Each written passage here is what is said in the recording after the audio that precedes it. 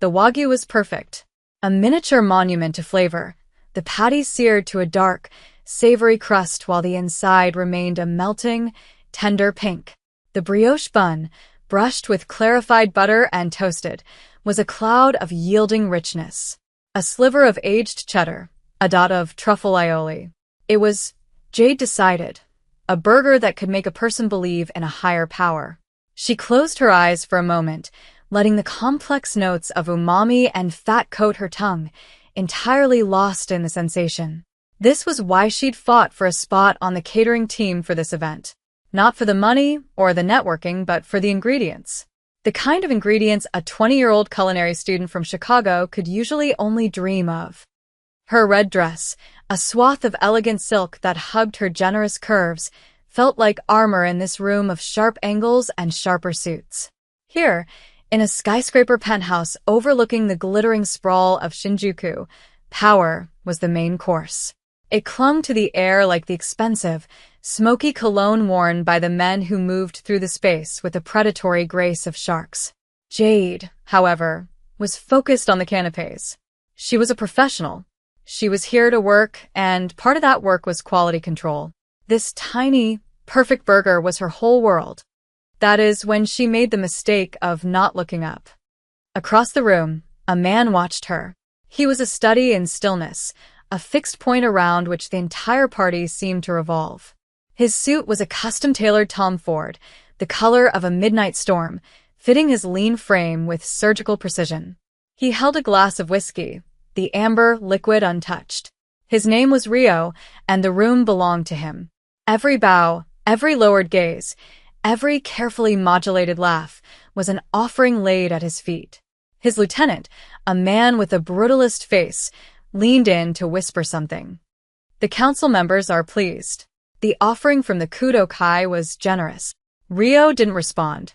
His eyes, dark and flat as polished obsidian, were fixed on the woman in the red dress. He had noticed her earlier. In a sea of performative elegance and brittle smiles, she was an island of genuine substance. She moved with a deliberate, unhurried confidence that had nothing to do with the approval of others. She was not seeking attention. In fact, she seemed utterly oblivious to the invisible currents of fear and favor that charged the air. He watched as she picked up the miniature burger, her expression one of pure, unadulterated focus. She examined it like a jeweler inspecting a rare gem before taking a bite. And then her eyes closed. A small, sincere smile touched her lips. In a room where every person was acutely, painfully aware of his presence, she had forgotten he existed. She had ignored him completely. For a burger. The lieutenant followed his boss's gaze. He saw a foreign woman, a big woman, one of the caterers. Insignificant. Sir? A slow smirk, thin and dangerous, curved Rio's lips. It was the first expression he had shown all night, and it made the lieutenant's blood run cold. That one, Rio said, his voice a low murmur that cut through the ambient noise like a blade. Bring her to me. The world returned to Jade in a jarring rush. The last, perfect bite of the slider was still on her tongue when a shadow fell over her. Two men, both built like brick walls and dressed in identical dark suits, stood before her. They didn't speak. They didn't have to. The way they looked at her, with a complete absence of emotion, was more terrifying than any threat. Excuse me? Jade managed, her professionalism kicking in despite the sudden knot of ice in her stomach. Can I help you? The man on the right simply gestured with his head toward a set of discreet doors behind the main bar. It was an order, not a request. Her heart began a frantic, heavy rhythm against her ribs. She looked around for her manager, for anyone, but the partygoers were masters of avoidance. They saw, but they did not see. This was not their business. She had no choice. Wiping her hands on a cocktail napkin, she walked between the two men, her spine ramrod straight. The red silk of her dress felt suddenly thin, inadequate. They led her through the doors, down a silent, sterile hallway paneled in dark, gleaming wood. The muffled sounds of the party faded behind them, replaced by an unnerving quiet. The air grew colder. the hallway opened into a vast office. One entire wall was a sheet of glass, revealing a breathtaking, godlike view of the Tokyo skyline. In the center of the room, behind a desk of black, volcanic rock, sat the man from the party. The still point. He looked up as she entered. His eyes were even darker up close, holding a depth that seemed to swallow the light. A faint scar, a pale silver line, cut through his left eyebrow, the only flaw in a face that was otherwise perfectly, coldly symmetrical. He gestured to the chair opposite his desk. His men melted back into the shadows by the door, present but unseen. Jade walked forward, her heels sinking into the plush black carpet. She sat, folding her hands in her lap to still their trembling. She told herself it was a misunderstanding, a complaint about the food, something mundane. The man said nothing. He simply watched her, his gaze analytical, unnerving. The silence stretched, thick and heavy. It was a weapon, and he wielded it with an expert's touch. Jade was a survivor. She knew when to speak and when to stay quiet. She met his gaze and waited. "You enjoyed the Wagyu," he said finally. It wasn't a question. His voice was deeper than she expected, smooth but with a rough, gravelly edge, like whiskey poured over stones. "It was exceptional," she replied, her own voice steady despite the frantic pulse at her throat. The marbling was A5, the grind was coarse, and it was cooked to a perfect medium rare. The truffle in the aioli wasn't overpowering. Another flicker of that dangerous smirk. "You are a student of your craft." "I try to be." He leaned forward, his hands resting on the polished surface of the desk. She noticed the intricate, dark ink that peeked from beneath the starched white cuff of his shirt, coiling around his wrist like a living shadow. Dragons, maybe. Or waves. "A chef should have a discerning palate," he continued, his tone conversational, which was somehow more menacing than an overt threat. "Tell me, what did you think of the bluefin tartare?" Jade's mind raced. The tartare. She'd checked it an hour ago. It had been perfect then. But something in his question, a subtle weight, made her pause. It was high quality. From Oma. The texture was clean. He repeated, letting the single word hang in the air. But not now. That was when she understood. This wasn't about a compliment. This wasn't a misunderstanding. The floor dropped out from beneath her. "One of my men was about to be served," he explained, his voice dropping lower. "From a new platter. A platter you stopped from leaving the kitchen." Jade's blood turned to ice. She remembered the moment clearly. A new tray of the tartare was heading out. She'd glanced at it, a reflexive, professional habit. The micro shiso garnish on top was just slightly wilted, a bit too dark, as if it had been treated with something. And there was a faint, almost undetectable scent, something bitter and almond-like beneath the fresh smell of the fish. She told the waiter to hold the tray, that she needed to remake the garnish. She thought it was a simple issue of quality control, an aesthetic choice. "The garnish was compromised," she said, her voice barely a whisper. "Compromised," he echoed, a dark amusement in his eyes. An elegant word for poison. The breath left her lungs. Poison. In this room, with these men. She hadn't just saved a dish from looking imperfect. She had saved a man's life. And in doing so, she had stepped from her world of culinary arts into his world of silent, lethal violence. She had seen something she wasn't supposed to see. "You have excellent instincts," Rio said, rising from his chair. He moved like the room owed him space, a silent, fluid grace that was utterly predatory. He circled the desk until he was standing behind her. She could feel the heat radiating from his body, smell the clean, sharp scent of his cologne, cedar, and something else, something like cold smoke. "In my world, instincts like that are more valuable than loyalty. They are a form of currency." He placed a hand on the back of her chair, his knuckles brushing the silk of her dress. The contact was electric, a jolt of pure terror. "The problem," he murmured, his voice now directly beside her ear, "is that you are also now a liability. A loose end. The person who foiled the plans of my enemies." Jade squeezed her eyes shut. This was it. This was how it ended. in a silent office overlooking a city that didn't know her name. But, he continued, and she felt his breath stir the fine hairs on her neck, you are also interesting. She opened her eyes. His reflection was visible in the dark glass of the window, a superimposed ghost against the tapestry of city lights.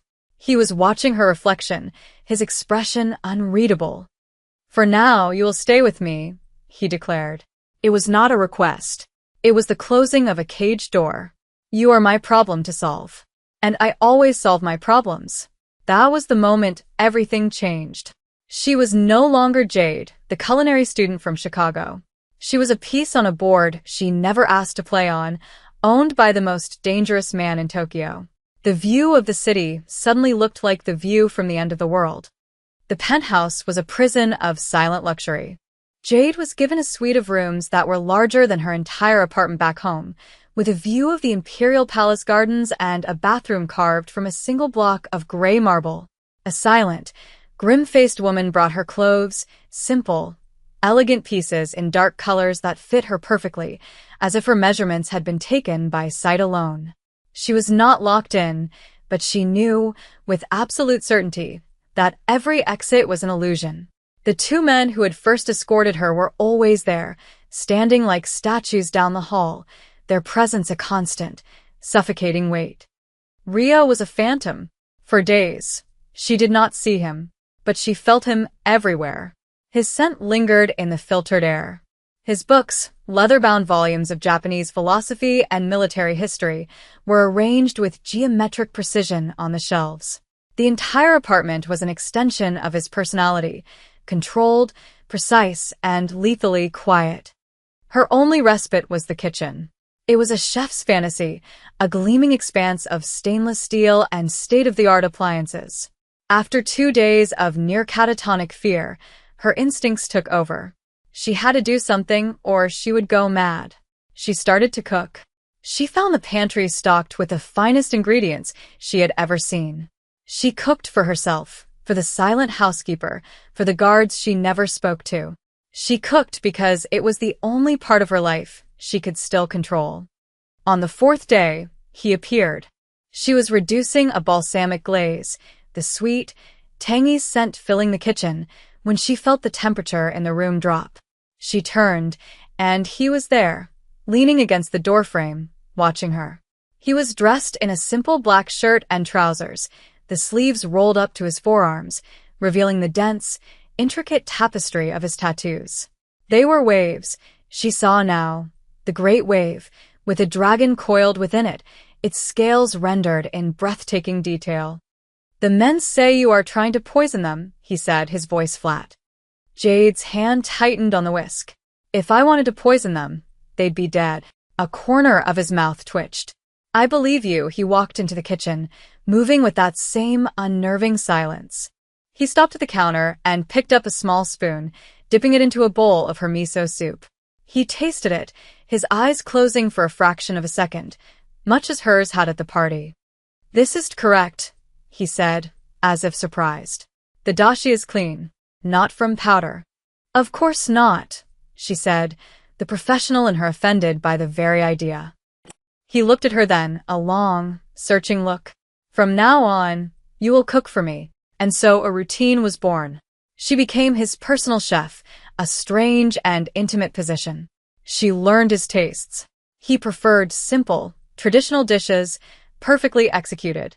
He ate with a monk-like discipline, never speaking during the meal, his focus absolute.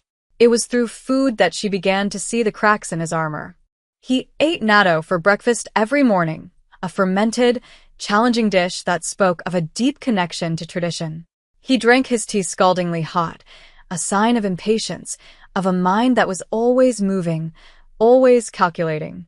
One night, she found him in his office, staring not at the city, but at a small, framed photograph on his desk. She had entered to clear his dinner tray, and he hadn't heard her. His guard was down. The mask of cold control was gone, replaced by a profound, hollow grief that seemed to carve years onto his face. Jade froze in the doorway, knowing she was seeing something private, something sacred. She saw the photo clearly.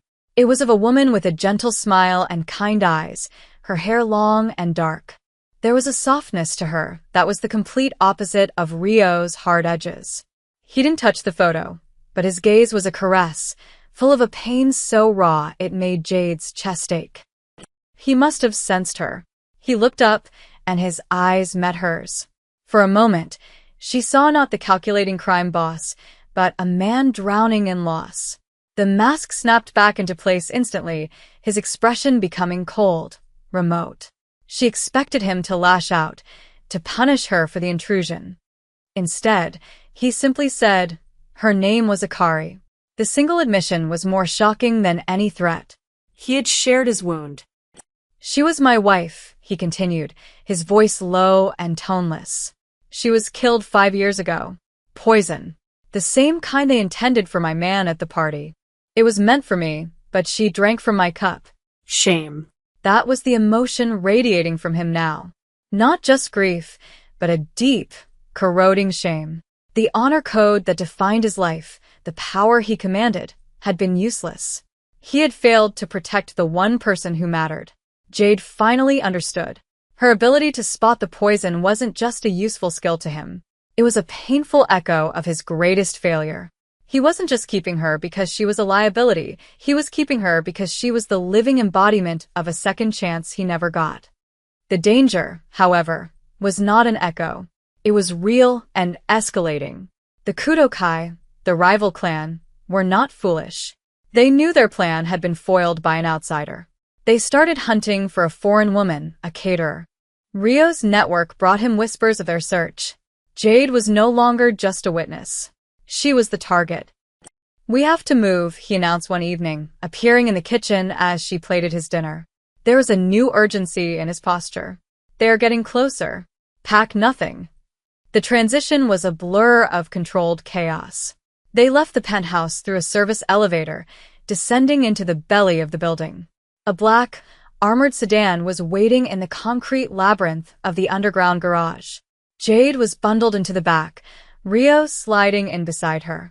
The space was tight, her thigh pressing against his. The fabric of his trousers was a fine, hard wool. The car shot out into the neon-drenched streets of Tokyo. Jade stared out the window, her heart pounding. This was her chance. A crash, a stoplight, a moment of confusion. She could throw open the door and run, lose herself in the crowd. She could scream. Someone would help. The thought was a wild bird beating against the cage of her ribs. As if sensing her turmoil, Rio spoke, his voice a low rumble next to her ear. Do not even think it. On the street, you would not last an hour. They were speeding through an underpass when it happened. A dark van swerved out of a side tunnel, ramming into their car with a deafening shriek of metal.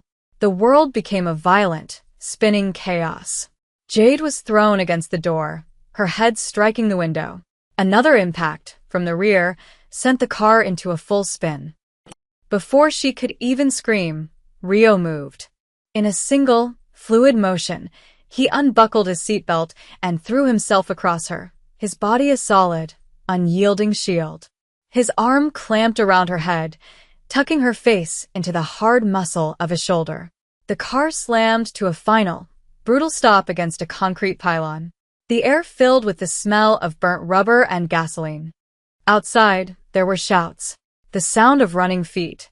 Rio's breath was hot against her ear. Stay down. Do not move, his voice was calm, precise, the voice of a man born to this violence. He was already shifting, a dark, compact pistol appearing in his hand as if from nowhere. The door beside him was wrenched open. He moved like choreography. 2 shots, precise and economical. No guastigmotion. A grunt, the sound of a body falling. He was out of the car, using the door as a shield. More shots echoed in the enclosed space of the underpass. Jade's driver was slumped over the wheel. She was alone in the wreck. Her mind screamed at her. Run. Now is the chance. Run. She pushed the door open. It groaned on bent hinges. She scrambled out, her legs unsteady. Freedom was 20 feet away, the mouth of the underpass. But she looked back. Rio was in a crouched firefight with two men taking cover behind the van. He was focused, lethal, a predator in his element. But he was outnumbered. She made a choice. She didn't run towards freedom. She ran back towards the car. Her mind, trained to see ingredients, to see components, saw a weapon. The ruptured gas tank was dripping a steady stream onto the concrete. On the floor of the back seat, she'd seen an emergency flare. Her hands shook as she grabbed it, twisting the cap. Her heart hammered against her ribs, a frantic drumbeat of terror and adrenaline. She crawled to the front of the car, staying low. She could see Rio, reloading his weapon with a calm efficiency that defied the chaos around him. He didn't see her. She lit the flare. It hissed to life, a brilliant, blinding red. "Hey!" she screamed, her voice raw. The two gunmen turned toward the sound, surprised. In that split second of distraction, she threw the flare. It skittered across the pavement, a fiery red serpent, straight into the spreading pool of gasoline. Rio saw it. His eyes widened for a fraction of a second. He dove for cover as the world erupted in a whoosh of fire and heat. The van was engulfed in a fireball, the explosion echoing like a bomb in the tunnel. Silence descended, broken only by the crackle of flames. Rio rose slowly from behind his cover, his suit singed, a cut bleeding on his cheek. He looked at the burning wreckage, then at her. She was huddled by the car, trembling, her face smudged with soot, the red of her dress a stark slash against the grimy concrete. He walked over to her, his pistol still in his hand. He stopped in front of her, looking down. She thought he would be angry that she had interfered, that she had disobeyed. He crouched down, his movements stiff. He reached out, not with his gun hand, but with the other. His fingers gently brushed a piece of debris from her hair. It was the first time he had touched her voluntarily. The gesture was so unexpected, so tender, it shattered her composure. "You could have run," he said, his voice rough. "You would have died," she whispered, the words tasting like ash. He stared at her, and in the flickering firelight, she saw something in his eyes she hadn't seen before. Not amusement, not calculation. Something that looked terrifyingly like respect. He had seen her as a problem, a liability, a curiosity. Now he saw her as something else entirely. And that, she knew, was far more dangerous. The safe house was a traditional home, hidden behind high walls in a quiet, anonymous suburb. It was a world of tatami mats, paper screens, and the scent of old cypress wood. The silence here was different from the penthouse. It was an ancient, breathing quiet, but the tension was a wire pulled taut between them. Rio had a deep gash on his arm from the ambush, stitched crudely by one of his men. It was inflamed, angry-looking. Jade, watching him favor it, felt a surge of professional impatience. "That's going to get infected," she said, her tone sharper than she intended. "The stitches are too tight." He glanced at his arm, then at her, his expression dismissive. "It will heal." "Not if you get sepsis," she retorted. "Let me fix it." He stared at her, his dark eyes narrowed. Trust was not in his nature, but he had seen her under fire. He had seen her choose him over her own freedom. After a long, charged moment, he gave a curt nod. She gathered what she needed. A first aid kit, a bottle of whiskey for antiseptic, and a small, sharp knife from the kitchen she sterilized in the flame of the gas stove. She knelt before him where he sat on the floor, the low table between them. "This will hurt," she warned. "I have endured worse," he said flatly. Her fingers were steady as she cut the clumsy stitches and cleaned the wound. He didn't flinch, didn't make a sound, but she could feel the rigid control in his muscles, the sheer force of what it took for him to remain still under her touch. Her hands were gentle but efficient. This was her element, a different kind of precision. As she worked, she became aware of the intimacy of the act, her hands on his body, the faint smell of smoke and cedar that clung to his skin, the heat of his blood. While she stitched the wound closed with neat, even sutures, her gaze fell upon a stack of papers on the table. Ledgers. She couldn't read the characters, but she could read numbers. And the numbers told a story of debt, of lives systematically dismantled, businesses seized, families broken, people forced into servitude over sums that were, to a man like him, trivial. It was cold, methodical, and utterly ruthless. This was the man whose wound she was tending, a man who built his empire on the ruins of other people's lives. The knowledge settled in her stomach like a stone. It should have made her run. The moment she was done, she should have found a way out, no matter the risk. But she couldn't, because just as she was tying off the last stitch, his phone, lying on the table, buzzed. The screen lit up with a picture message. Rio glanced at it, and his entire body went rigid. A cold, lethal stillness emanated from him, more terrifying than any rage. He turned the screen toward her. It was a picture of her mother's house in Chicago. The neat little porch, the rose bushes her mom was so proud of. And sitting on the porch railing was a single, dead crow, a traditional omen of death. The message beneath it was simple. We know where you come from. The world tilted. The danger was no longer abstract, no longer just his problem. They had reached across the ocean and put a finger on the one thing in the world she loved. The rival clan wasn't just trying to kill him anymore. They were trying to break him by using her. Something inside Jade fractured. The line between right and wrong, between survival and complicity, blurred into nothing. Her fear was eclipsed by a white-hot, protective rage. Her morality, the principles that had guided her life, became a luxury she could no longer afford. Rio was already speaking quietly into his phone, issuing orders in a voice like splintering ice. He was planning a war. A bloody, head-on assault. It would be brutal, and it would take time. Time her mother might not have. No, she said, her voice low and shaking with a fury that surprised even her. He hung up and looked at her, his eyes black pits of controlled violence. This is not your concern. They use my family. That makes it my concern, she snapped. Your way is too slow. You want to send soldiers. You'll be met with soldiers. You need to cut the head off the snake, not fight the snake. He raised a scarred eyebrow. And you have a better plan, chef. The word, chef, was meant to put her in her place. But she seized it. Yes. I do. The leader of the Kudokai, he's a glutton, isn't he? A man who prides himself on his refined tastes. She was pulling from whispers she'd overheard, from the dossier she'd seen on Rio's desk. He's hosting a dinner for his lieutenants in 2 nights. A celebration. Your point. You can't get a gunman in there. But you can get a caterer. She leaned forward, her eyes locked on his. There are things compounds, natural things, derived from fugu, certain mushrooms, odorless, tasteless in the right doses. They don't kill. They mimic death. A paralytic that stops the heart for a few minutes before the body metabolizes it. To any doctor, it would look like a massive coronary. An old man with a rich diet having a heart attack at dinner. No poison would be found. No suspicion. His lieutenants would see him fall. They would panic. They would turn on each other to seize his territory. The Kudokai would devour itself from the inside out. No war. Just a meal. She had crossed a line. The knowledge came from a molecular gastronomy course, a theoretical lesson on toxins in food. Now she was offering it as a weapon.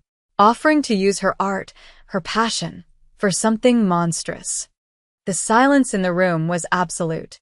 Rio stared at her, his face an unreadable mask. He was seeing the darkness in her, the part that was willing to do whatever it took to protect her own, the part that mirrored his. He rose and walked to the window, looking out at the perfectly manicured garden. He stood there for a long time, his back to her. When he finally spoke, his voice was different. Softer. Almost raw. I told myself keeping you was a tactical decision, he said, not turning around. A way to control a liability, he paused. I was lying to myself. Jade's breath caught in her throat. It was not a declaration of love. It was something far more dangerous, far more honest. It was a confession of a truth he had been hiding even from himself. She stood up, her legs unsteady. And I told myself staying here was about survival, she answered, her voice trembling but clear. I think I was lying to myself, too. He turned then, and his eyes found hers across the room. The space between them crackled with a tension that had nothing to do with fear and everything to do with a terrible, mutual recognition. They were not hero and victim. They were two people willing to burn the world down for the ones they sought to protect. And, in that moment, they had just given each other the match. The plan was a whisper, a ghost of a thing taking shape in the quiet rooms of the safe house. Jade was its architect. She drew diagrams of the kitchen at the restaurant where the Kudo-kai boss would be dining, mapping out the flow of service, identifying the weak points. Rio watched her, his silence a form of intense focus. He saw not a frightened civilian, but a tactician. He provided the resources, blueprints, personnel files on the restaurant staff, and a small, undetectable vial containing the refined pufferfish toxin. She was never more alive, and never more terrified. She was using her life's passion as a weapon of assassination, the lines of her morality irrevocably blurred. This was her choice. She had embraced the darkness to protect the light of her family. The night of the dinner arrived with the oppressive humidity of a coming storm. Jade stood in the back of a refrigerated supply van, dressed in the crisp white uniform of a sous chef. Her hair was tucked under a cap, her face scrubbed clean. She was anonymous. Rio stood with her in the shadows of the van, a ghost in a dark suit. "My man is inside," he said, his voice a low murmur. "He will switch the plates. Your only job is to prepare the dish. Once it is done, you leave. Another car will be waiting a block away." She nodded, her throat too tight to speak. He reached out and placed his hand on her shoulder. His grip was firm, grounding. "Jade." He said her name differently than anyone else did. He said it like it was a secret, a word with weight and meaning. It was the first time he had used her name when they were not in immediate danger. "Be careful," he said. It was as close to an expression of concern as he was capable of giving. She slipped into the restaurant's kitchen, a whirlwind of steam, shouting and clattering pans. She was just another hired hand for the night. No one gave her a second look. Her station was desserts, but she had memorized the entire menu. The target dish was a chawanmushi, a savory egg custard, the final course before the sweets. It was delicate, personal, served in individual lidded cups. Perfect. The hours crawled by. Jade worked on autopilot, her hands moving with a skill that was deeply ingrained, even as her mind raced. Finally, the order for the chawanmushi came down the line. Her heart hammered against her ribs. Rio's man, a dishwasher, gave her a subtle nod. The head chef plated the custards, his back to her for a crucial 10 seconds as he berated a line cook. It was now or never. Moving with a speed she didn't know she possessed, Jade took the vial from her pocket. A single, clear drop fell into the cup destined for the Kudo-kai boss. It dissolved instantly, leaving no trace. But as the waiter came to take the tray, a sous chef intercepted him. "Wait. The boss's cup has a chip on the rim. He will be insulted. Switch it with this 1 inch." He swapped the target's cup with another one from the tray. Panic, cold and absolute, seized Jade. The plan was ruined. The poison would go to the wrong man. Rio's man looked at her, his eyes wide with alarm. Jade didn't think. She acted. She grabbed a pan of sizzling oil and tripped, sending it crashing to the floor with a deafening clatter. Hot oil splashed, chefs yelled, and jumped back. In the chaos, she screamed, "Fire!" pointing to the flare-up from the spilt oil. For 30 seconds, the kitchen was bedlam. It was all the time Rio's man needed. He deftly switched the cups back to their original positions. By the time the small fire was extinguished and order was restored, the waiter was gone, the tray on its way to the dining room. Jade's part was done. She slipped out the back delivery door into the humid night air, her heart pounding a frantic rhythm. She didn't stop running until she reached the designated corner, where a black car waited, its engine humming silently. The drive back to the safe house was the longest of her life. The silence was a crushing weight. Did it work? Did they fail? When she walked back into the traditional house, Rio was standing there, waiting for her. He was holding his phone. He didn't say a word. He simply turned the screen to her. It was a news alert. The head of the Kudo-kai crime family was dead. A suspected heart attack during a private dinner. She had done it. She, Jade, a culinary student from Chicago, had decapitated a major Tokyo crime syndicate. A wave of nausea and triumph washed over her. She had paid a cost, a piece of her soul, but her family was safe. Rio took a step toward her. The space between them was electric. He stopped, his gaze intense, searching. "They will never touch your family again," he said. It was a vow, an oath sealed in the violence she had orchestrated. "What you did, It was not for me. it was for them. But it binds you to this world. It binds you to me." His acknowledgement of what she had become, of what she was to him, was absolute. No longer deniable, no longer hidden. She was not just his chef or his liability. She was his equal in darkness. He laid a plane ticket on the table. A first-class, one-way flight to Chicago, leaving the next morning. Beside it, he placed a bank book with an account number. "A new life," he said, his voice flat, betraying no emotion. "You can disappear. You will be protected. You will be free." It was a choice. Go home, back to a world that no longer fit the person she had become.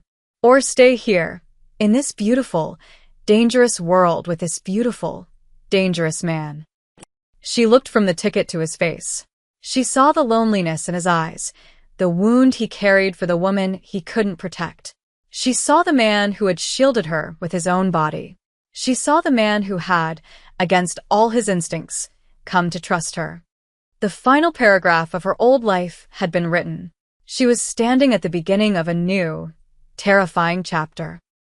She walked past the table, past the ticket offering her escape.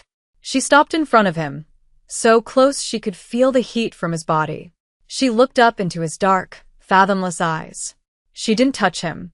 She didn't need to. "I'm not a very good runner," she said softly. A flicker of something, relief, possession, something she couldn't name, passed through his eyes. He didn't smile, but the rigid line of his shoulders eased, just a fraction. It was enough. The choice was made. Outside, the storm finally broke, rain lashing against the paper screens of the quiet house, washing the city clean.